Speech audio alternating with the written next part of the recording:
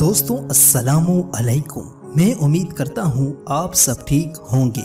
इरफान खान की ये दिली ख्वाहिश थी कि वो एक दिन सूटकेस भर के पैसे कमाकर अपनी माँ के हवाले कर सकें। इरफान खान की जिंदगी के कुछ अनदेखे पहलू।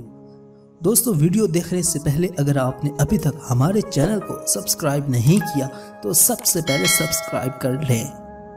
मशहूर अदाकारा इरफान खान, जिनका असल नाम साहबजादा इरफान अली खान था, इनका ताल्लुक हिंदुस्तान के सूबे राजस्थान की रियासत जयपुर से था। उन्होंने अदाकारी की तरबियत national school of drama new Delhi से हासिल की। इसी दौरान अपनी एक साथी को दिल दे बैठे और इनसे 1995 में शादी कर ली, जिनसे इनके 2 बेटे भी हैं।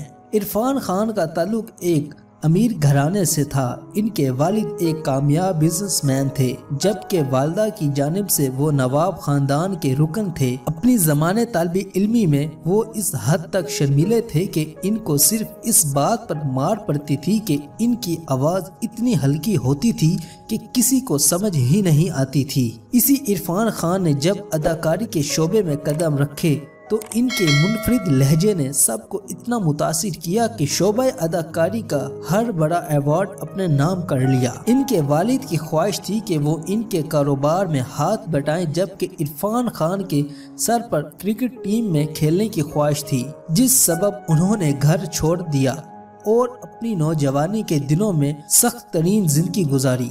यहाँ तक कि उन्होंने न सिर्फ लोगों के घरों में जाकर बच्चों को ट्यूशन पढ़ाई, बल्कि इसके साथ साथ लोगों के एयर कंडीशन भी सही किए। एक बार इनको एक बड़े टूर्नामेंट में अंडर 23 की टीम में मुंतखब भी कर लिया गया, मगर पैसे ना होने के सबब वो इस टूर्नामेंट में शिरकत ना कर सके और MA की तालीम के दौरान एक स्कॉलरशिप मिलने पर नेशनल स्कूल ऑफ ड्रामा पहुंच गए और हादसाती तौर पर खिलाड़ी से अदाकार बन बैठे।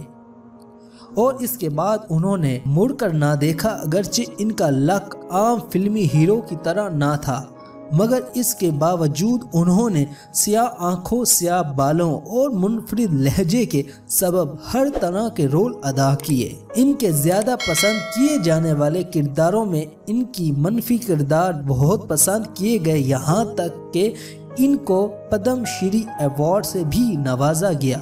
इंतहाई मुश्किल हालात में अपना नाम और पैसा बनाने वाले इरफान खान की ये दिली ख्वाहिश थी कि वो एक दिन सूटकेस भर के पैसे कमाकर अपनी माँ के हवाले कर सकें। मगर गुज़िश्ता साल कैंसर में मुब्तला होने के बायस वो काफ़ी बीमार थे, मगर कैंसर के कामयाब इलाज के बाद वापस आ गए थे।